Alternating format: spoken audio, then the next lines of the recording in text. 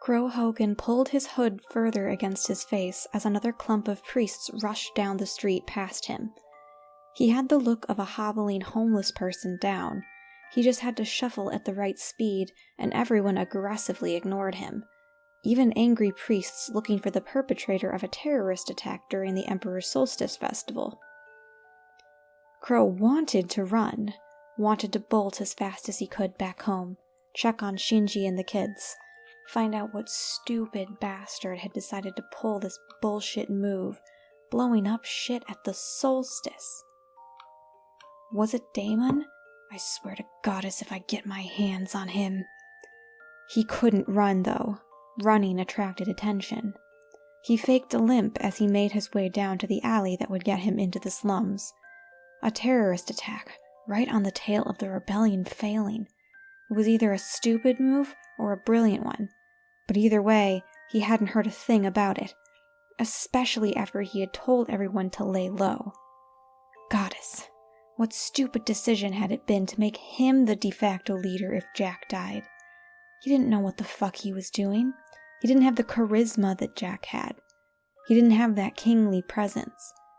He was just a tired man who wanted not to have to bolt all his shutters and alternate watches every night in the fear that someone would come and murder his children. The city was swarming with those hated priests now. It seemed like a bit of a crazy reaction justifying the perpetrator of one explosion. The person responsible had probably gotten themselves blown up anyway, but he didn't pretend like he knew how their minds worked. Find the culprit, make an example of him, scare the people into obeying the Emperor. That was how they worked. They look like headless chickens right now, though, he thought, watching another trio bolt past him, darting into alleys with their demon bracers glinting black. This really spooked them. If they were in the alleys, he'd have to be moving even slower. He ground his teeth, shuffling into the alley and starting to make his slow way back home. He tripped over a bit of trash scattered from a huge pile that had been left to rot on the side here, wrinkling his nose as he tried to pick his way past it. Behind him, he heard the sudden scuffle of feet. That didn't sound like a priest. Too small. Some street urchin, probably, not knowing any better than to run. He started to turn, looking for the kid. He didn't really have time, but he couldn't just leave if some scared kid was here. Oof! Ah! The shape ricocheted off of him, arms wheeling as the kid stumbled back. Crow lost his balance, but he managed to regain himself just in time to grab the flailing wrist, yanking him back from hitting the ground. However, in the motion, the kid's hood flew back and Crow's entire mind went white for just 1 second. He was imagining this, right?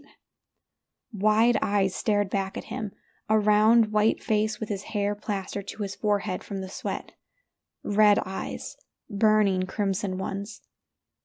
Crow had never seen the Emperor up close, just from a distance, up on his faraway balcony, or on the stage of the Solstice Festival. Always silent, always expressionless, always staring.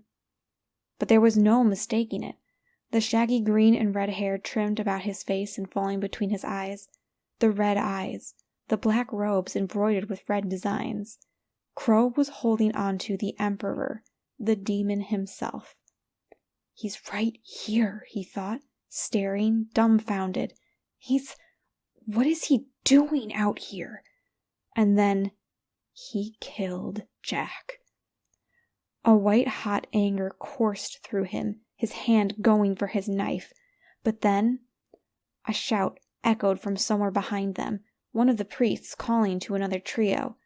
The Emperor's face went white. He tugged at Crow's grip weakly, his other hand fumbling for his hood and pulling it back over his face.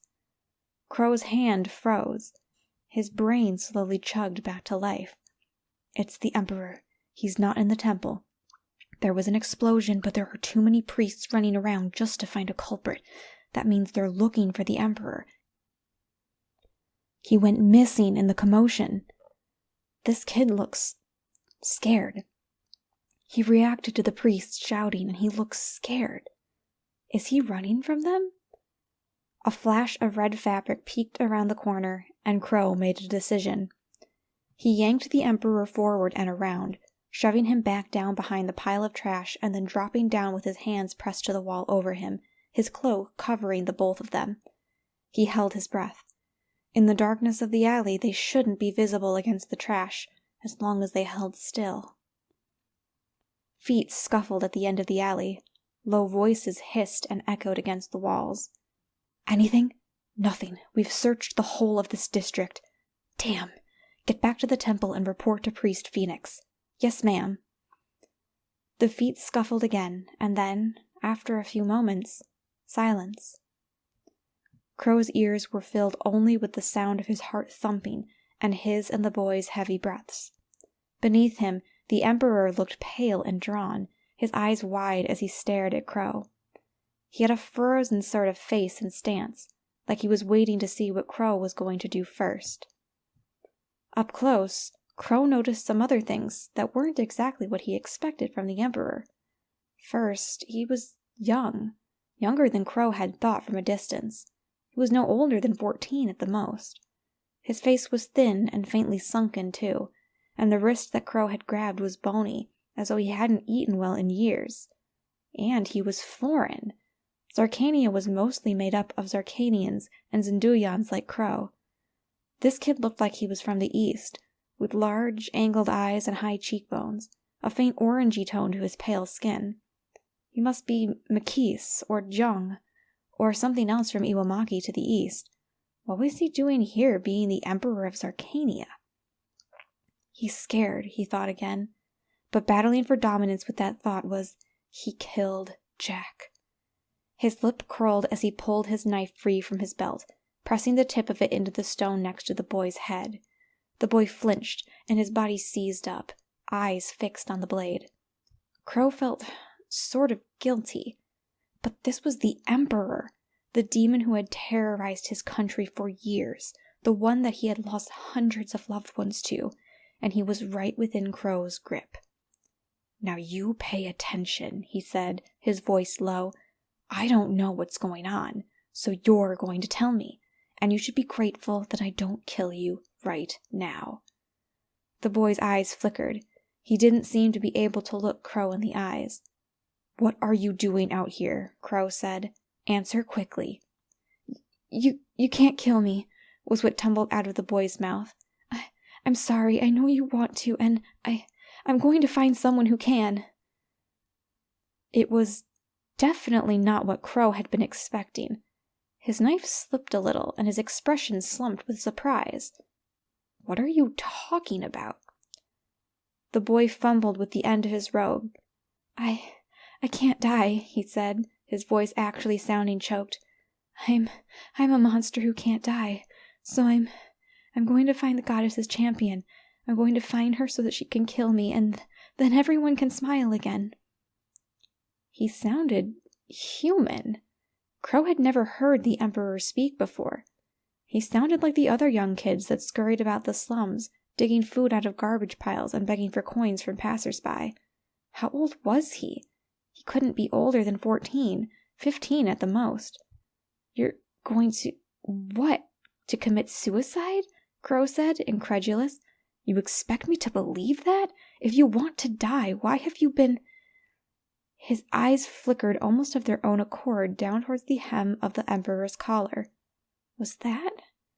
The Emperor flinched as Crow hooked a finger into the collar of his robes, tugging them down slightly. Crow swore. The boy was covered in blood runes. Even this tiny bit of skin was scarred almost beyond recognition. The telltale curves and sigils that were used to keep criminals in line. If that was how bad it was up here, what did the rest of his torso look like? With that many blood runes, he'd barely be able to move, or to make any kind of expression. Crow's fingers twitched up to his own face, tracing the faint scars left there from his own brief stint in the prisons. They had scarred over long ago, and their power had faded after he was released, and they weren't being reapplied anymore. But he still remembered the terrible, stomach-wrenching feeling of not being in control of his own body, forced to obey the commands of the prison wards. The Emperor is covered in blood runes, and he's running from his own priests, Crow thought. Could it be? His mind flashed backwards to a day spent in a quiet room with a heavy atmosphere, the fire crackling in between the silence. You think the demon isn't real? Shinji hissed. Jack just nodded. The demon weapons Crow had pointed out, where did those come from then? It wouldn't be the first time that the priests had hid technological advancements from us, Jack said. They're a tight-knit group. They could hide the means of production. So what are you saying that means? Shinji said, leaning forward with brow furrowed. The demon isn't real? At all? He's made up, based on an old myth and backed up with technology that looks like magic to scare us into staying compliant. Why do you think it's a kid? Easier to control.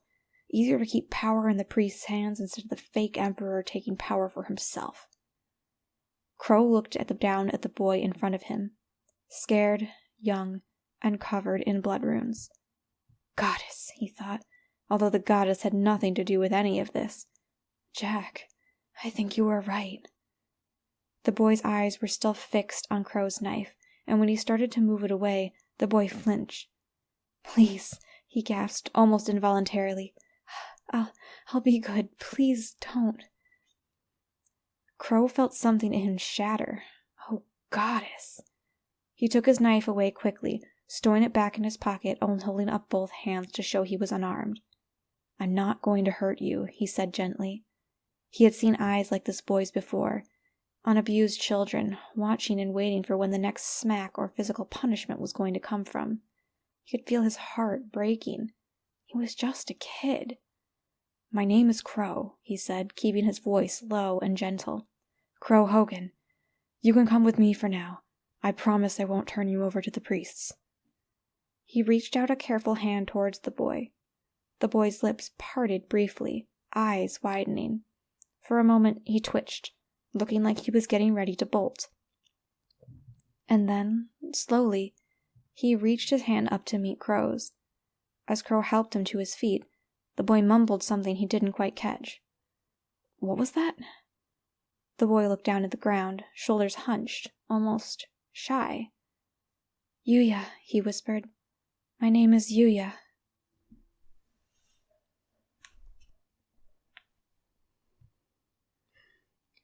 Yuya followed the man called Crow with a growing uncertainty in his chest.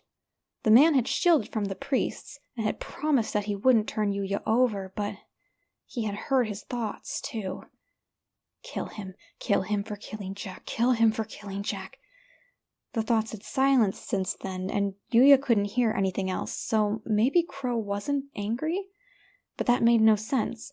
If he knew that man, Jack Atlas, the one that Yuya had been told to execute, why would he just let that go?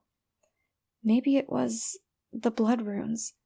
He had some on his face, thinner and smoother than Yuya's, one carved from each eye down his cheek, and one carved into his forehead in the shape of an M.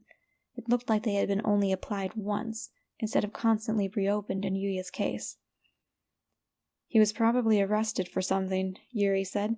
They mark criminals on their faces. Keeps them docile in prison, and then they're visible for everyone to see, even after the power fades. Yuya shivered slightly. How much would it hurt to have the knife applied to his face? The rituals were bad enough as it was. Can we trust him? Yuto said. He wanted to kill us. I don't think he's stupid, Yuri said. He saw the runes. So? Said Yugo. That means he's probably figured it out. We're a pawn to the priests. Yuri's voice was rough and harsh, and for a moment everyone fell silent. They might all be trapped in this situation together, but Yuri had grown up in the temple, constantly monitored by the priests. He had never been outside it in his life. But what is he going to do, then? Yuya thought at them, staring at Crow. The man walked directly beside him, tense and stiff. He didn't let Yuya fall behind him, probably to keep an eye on him or make sure he didn't try to bolt. Yuya was sort of considering it, but the truth was he didn't know the way out of the city. He could walk toward the looming walls in the distance and just burn a hole through, but that would make it too easy for the priests to follow. He needed help somehow. Especially since tomorrow was a new moon. I'm guessing he plans to use us as a pawn as well, Yuri said. If he knew Jack Atlas, he's from the rebellion. If he has us, it's leverage against the priests. He could also convince us to deny that we're a demon and that the religion is fake, turning believers against the temple. Yuya rubbed the back of his neck. You've thought about this a lot, haven't you? He said. Yuri just huffed. Trying to join with the resistance to pull the temple down from the inside was one of my potential strategies. Yes, I have thought about it. Wow, Yugo said. That's pretty cool. You being impressed doesn't make me happy.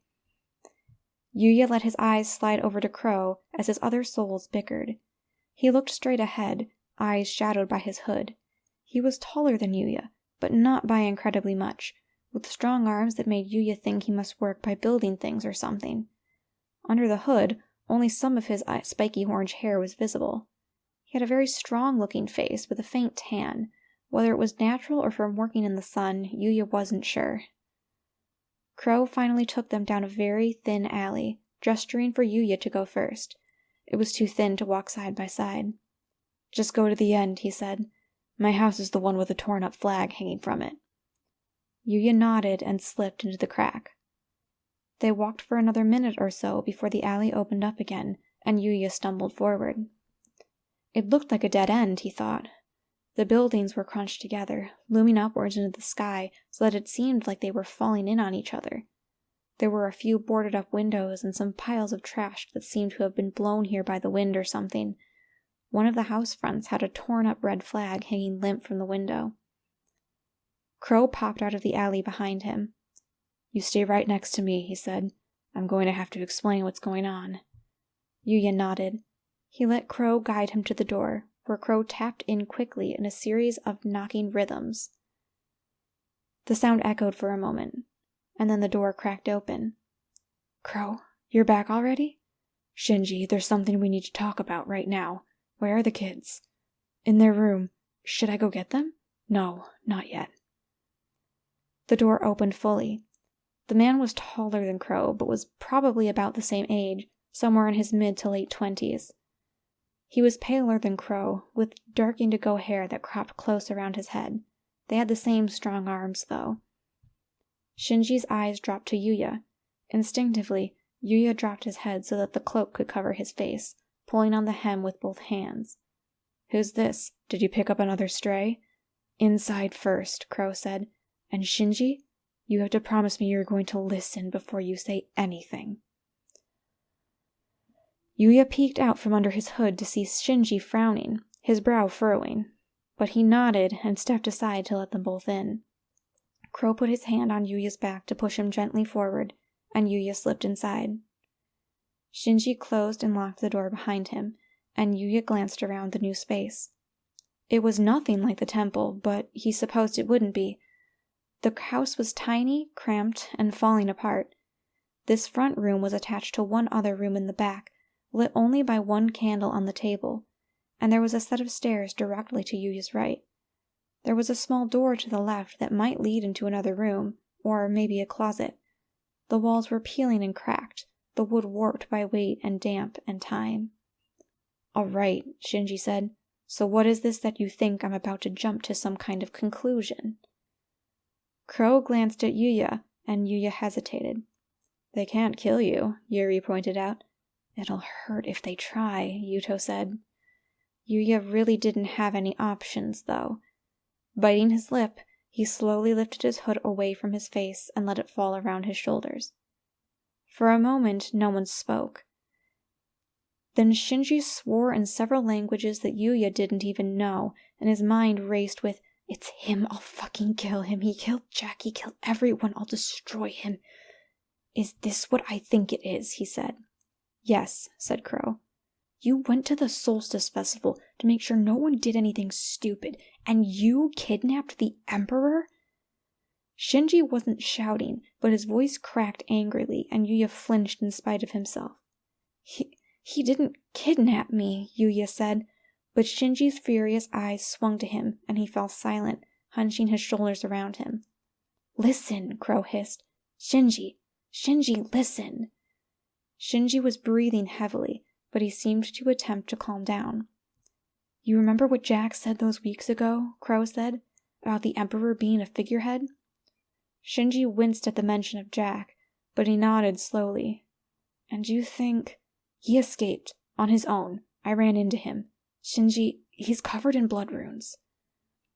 Shinji's eyes flashed, and he glanced at Yuya. Crow looked at him too, nodding down towards Yuya's cloak. Show them, Yuto said. Maybe they'll listen to what we need if they know what's going on. Yuya hesitated, feeling a little nervous, but he gripped the edges of his robe, pulling it down slightly so that the scars across his collarbone would be visible in the dim light. Shinji's face changed, his lips parting and his eyes widening. Goddess, he swore. So he's... It's like Jack said, the Emperor is a fake to keep us in line. Yuya's head lifted.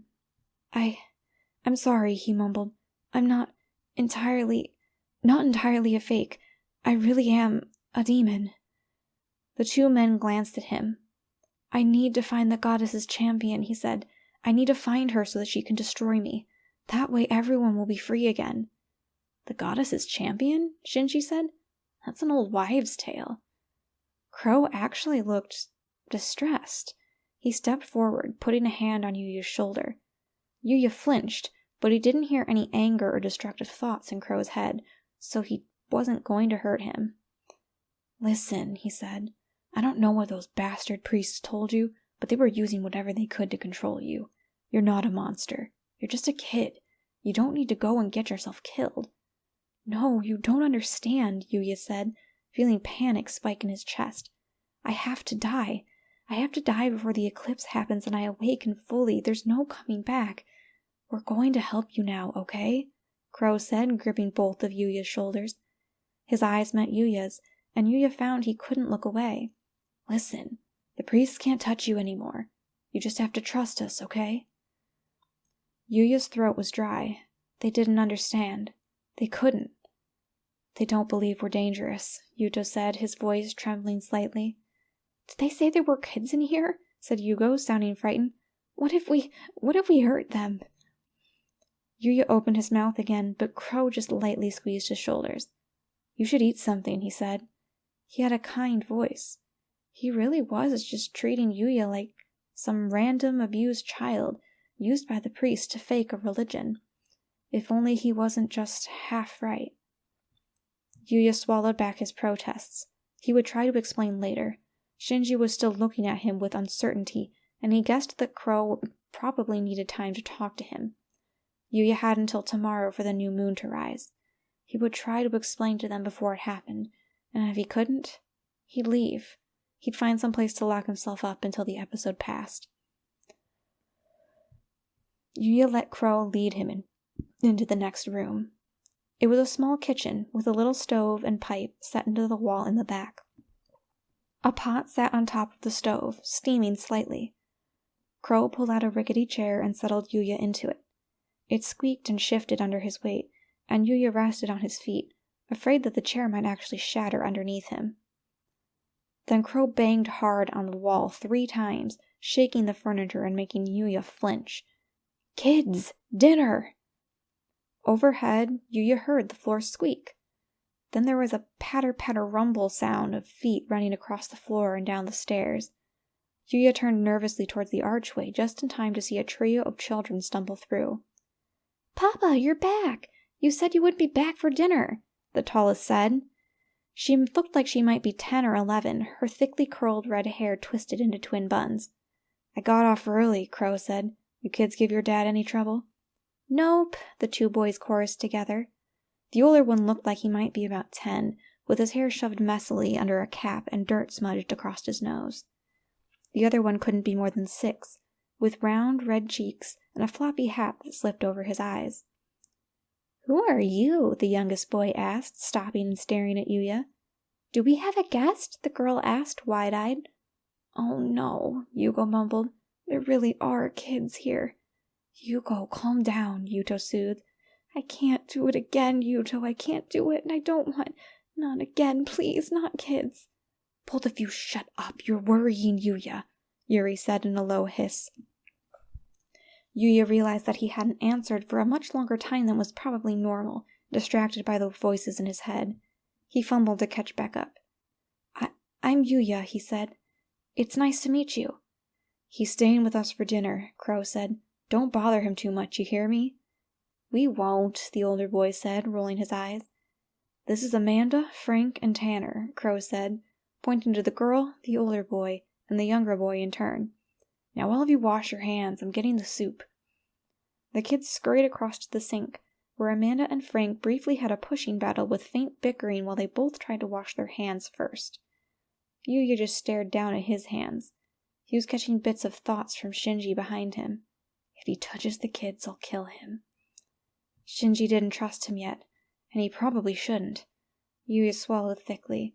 He could still feel Yugo's panic swirling through his mind, and Yuto and Yuri were trying really hard not to express their own. Yuya couldn't blame any of them, though. The last time they had been around kids of this age. Here, Crow said, plopping a bowl in front of Yuya and making him jump. No spoons, sorry. You'll just have to drink it. Careful, it's hot, though. The soup steamed up over Yuya's face, and immediately his mouth began to water. It smelled heavenly.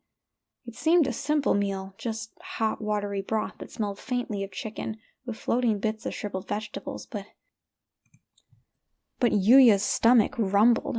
When was the last time he'd eaten anything other than dry bread? The other three flopped into seats around the table and began to blow on their own hot soups. Crow ruffled Amanda's hair as he walked past, slipping into the room behind him. Yuya was facing away from that room, but he noticed the movement.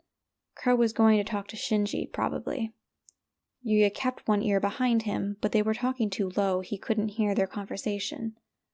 Probably the kids bickered some more about between them as their feet clumped up the stairs into the floor above, and then the kitchen fell silent again. Yuya felt his ears ringing with it. This was so strange, so unlike what he had been living in for the last 5 years. It almost felt a little bit nice. He had food in his stomach, and there had been cheerful chatter around him that wasn't coming from the voices in his head. Now, of course, he was alone with Crow and Shinji again. Shinji still looked irritable, but Yuya didn't hear anything angry from his thoughts. Yuya still felt incredibly tense, though, especially when Crow slid into the seat across from him. You feeling all right? Crow said. Yuya nodded. Thank you for the food, he whispered. Did you get enough to eat? Yes, sir. Crow frowned. You don't have to call me sir. Yuya just ducked his head. It had just slipped out. He wasn't allowed to talk to many people, and except for Dennis, he had to be careful of not angering the ones he was allowed to talk to. Hey, Crow said soothingly. Listen, I told you we were going to help, okay? Yuya nodded, but he didn't feel comfortable enough to meet Crow's eyes. Can you talk about what happened in the temple? Crow said. Do you feel comfortable with that? What exactly do you want to know? We want you to talk with some of the other resistance leaders, Shinji said, his voice blunt. I told you, Yuri said. Yuya swallowed, wringing his hands in his lap. He glanced up to see Crow shooting a glare at Shinji. Crow looked back at Yuya again, trying to smooth out his expression. That's only if you feel safe, Crow said. I told you I wouldn't turn you over to the priests, and I won't. I'll keep you safe. He sighed. But a lot of people have died because of the Zarkanian temple. If there's a way we can weaken their power, it would protect you and a lot of other people. Yuya squeezed his hands together. I need to find the goddess's champion, he said. Once I'm dead, the religion will fall apart. Yuya, Crow said. Listen. Come on, look at me. The priests were lying to you. You don't need to go looking for a way to die. Please, Yuya whispered. Tomorrow's the new moon. I can't be around people on the new moon. They didn't understand. They thought he was just a powerless puppet. They didn't realize that he wasn't a puppet. He was a weapon. Yuya, we need to leave here as soon as we can, Yuri said. Tell them what they want to hear. We'll leave in the night. Yuya swallowed. He didn't want to lie. Please, why wouldn't they just listen to him? Nothing bad is going to happen to you, Crow said. I promise. Shinji and I are going to keep you safe. You don't have to come with us to the resistance meeting if you don't want to. Yuya's shoulders slumped slightly. They weren't going to listen. They weren't going to understand. He had to find the goddess's champion so that she could kill him. It was the only way to save everyone from him. Yuri was right. He had to lie. No, he mumbled. No, it's okay. I'll come with you. Are you sure? Yuya wanted to cry. Crow sounded so kind, so gentle. After the way he had met Yuya, he was so willing to reach out to him, so willing to put himself in the line to protect him. Lying felt like a terrible betrayal of that. Yuya nodded. He glanced up to see the crow was smiling. It was the first time in a while that Yuya had seen someone smiling at him like that. He felt his heart clench up. There were good people in the world. Thank you, Yuya, Crow said, putting his hands onto the table with a sigh. You can sleep here for the night, okay? Thank you, Yuya whispered. He dug his fingers into his robes. He would have to find his way to the goddess's champion on his own.